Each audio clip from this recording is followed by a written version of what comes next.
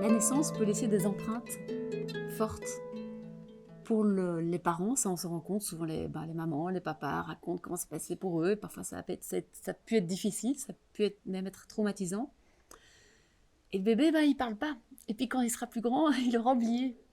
Alors que le bébé, pour lui, ça peut être très impactant, en fait. Et ça peut être traumatisant, une naissance. Il faut quand même imaginer que le bébé, il a vécu 9 mois dans une petite cavité, dans de l'eau, et puis à la fin, il était tout serré. Et puis tout d'un coup, probablement que c'est le bébé aussi qui décide que c'est son moment de sortir parce qu'il n'a plus de place à l'intérieur et que s'il veut vivre, c'est dehors que ça se passe. Et tout son univers, l'utérus dans lequel il est, va le pousser. Et il va rester des heures coincé dans un canal super étroit qui va s'ouvrir petit à petit. C'est tellement étroit ce passage que les os du crâne peuvent se chevaucher.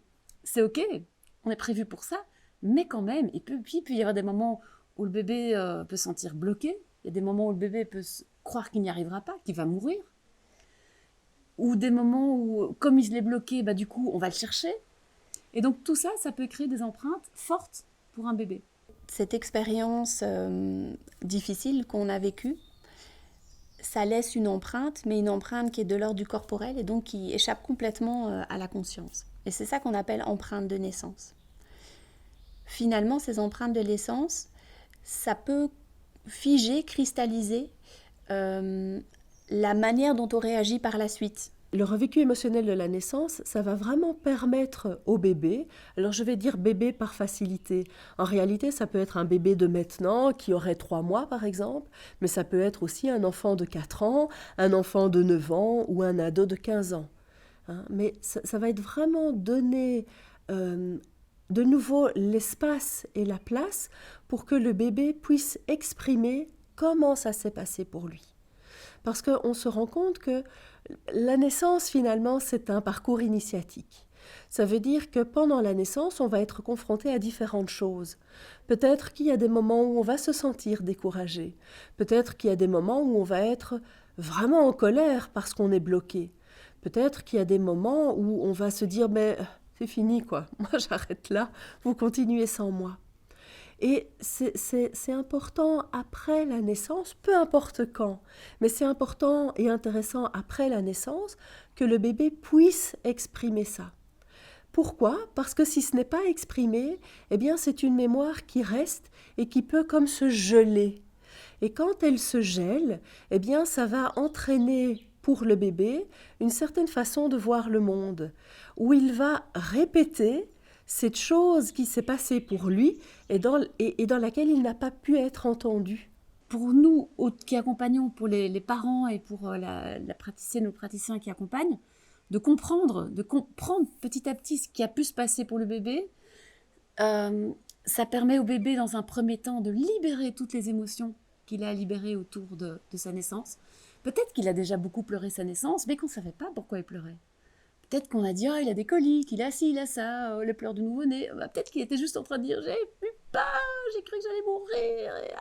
Ils ont dit « mais tout va bien, tout va bien ». Mais non, ça ne va pas. Donc voilà, là on comprend enfin et on voit que ce bébé est bloqué. Et vas-y, libère-toi. Et vraiment, les émotions, c'est quelque chose à libérer. Et quand on a libéré tout son paquet d'émotions, on se sent mieux. Donc dans un premier temps, c'est libérer toutes les émotions qui seraient encore restées bloquées à cet endroit-là. Puis dans un deuxième temps, le revécu émotionnel de la naissance permet de donner une nouvelle empreinte à la naissance. Une fois que j'ai libéré tous les traumatismes, comment est-ce que je peux vivre ma naissance, revivre ma naissance de manière symbolique, mais quand même ça se passe dans les mains, dans des tunnels, donc ça se passe de manière concrète, mais c'est symbolique, on n'est plus en train de sortir du ventre de notre mère. Mais comment est-ce que je peux revivre ma naissance de manière qui soit bonne pour moi, qui soit juste, et qui m'aide à me sentir dans mon pouvoir, dans ma puissance. Parce qu'il y a aussi beaucoup de bébés qui naissent avec un sentiment d'impuissance. J'ai pas été capable, je suis pas capable. Et c'est des sentiments qui peuvent nous accompagner toute la vie. Je suis pas capable. Et bien là, hop, ils reprennent le pouvoir. Et dans nos mains, dans des tunnels, ça dépend de l'âge du bébé, dans des couvertures, dans les bras, il y a plein de techniques. Le bébé, c'est dur, mais il y arrive avec sa force, avec son envie de vivre, il y arrive, et là il peut guérir quelque chose, il peut guérir peut-être cette croyance d'impuissance. En pratique, le processus qu'on propose à l'enfant, ça dépend évidemment de son âge. On ne va pas proposer la même chose à un tout petit qu'à un enfant qui a 8-9 ans, qui marche, qui parle, qui s'exprime, qui décide. En tout cas, une chose est sûre, c'est que le processus va permettre à chacun de s'exprimer librement et s'il le souhaite. Et ce processus, il peut avoir lieu plusieurs fois. Autant de fois que c'est nécessaire pour se délester comme ça de cette empreinte. Et souvent, c'est intense. Il y a de l'émotionnel, oui. Et ça peut être bousculant aussi bien pour les parents que pour les enfants. Il faut bien savoir que les enfants, ils sont sans filtre. Et c'est ça qui est génial avec eux, c'est quand on travaille avec eux, ils savent jusqu'où ils vont. Ils vont pas se mettre dans l'inconfort, ils vont pas aller vers quelque chose qui va les retraumatiser. Ils vont juste donner ce qui est bon pour eux et aussi ce que les parents peuvent entendre. Il y a vraiment comme une intelligence collective qui se met en place et du coup c'est souvent très juste. Donc pour un enfant plus jeune, ça sera souvent un passage au travers des mains qui sera proposé pour que l'enfant retrouve une contrainte comme il a vécu le jour de sa naissance, au travers du passage du bassin, du col, du périnée de sa maman. Mais toujours pareil, dans ces invitations, dans quelque chose de bienveillant, en étant entendu, compris, soutenu. Pour un enfant plus grand, c'est lui laisser un espace libre de jeu avec un certain nombre d'éléments. Donc ça peut être des tunnels, ça peut être une tente, ça peut être des jouets, des poupées, mais des choses aussi complètement différenciées, des textiles, etc. Et voir vers où ils nous amènent. Parfois, on leur fait des propositions et parfois, c'est vraiment eux qui vont s'intéresser à un objet en particulier et on va le laisser jouer. C'est vraiment ça. Et c'est lui qui nous guide vers ce qu'il souhaite nous montrer. Alors, les séances de revécu émotionnel de la naissance durent autour d'une bonne heure. Moi, j'ai plutôt tendance à dire 1h15. Elle est proposée de nouveau, de préférence, avec les 2 parents, quand c'est possible en tout cas, et toujours dans le respect du rythme et des besoins du bébé. Donc, ça va partir du vécu des parents et des raisons pour lesquelles ils posent cette demande. Ça repart aussi de certains aspects de leur vécu de la grossesse, parce que ça a un impact émotionnel sur eux, mais aussi sur ce que le bébé vit.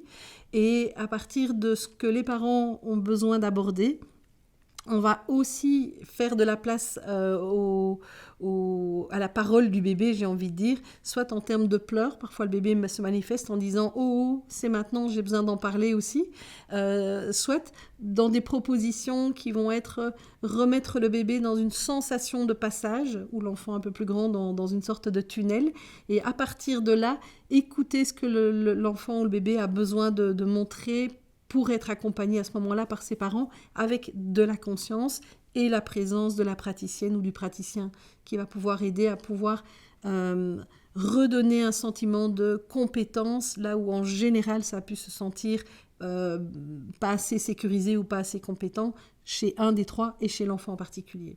En fait, ça s'adresse à tout le monde. C'est vraiment universel et tout le monde gagnerait à pouvoir faire un travail sur sa naissance. Dans nos pratiques, on va rencontrer des parents pour qui la naissance a été compliquée, parfois a été traumatisante aussi. Ça, c'est une première raison pour laquelle les parents vont consulter. Et puis parfois, les parents vont consulter parce que le bébé ou l'enfant montre par son comportement qu'il y a quelque chose qui ne va pas.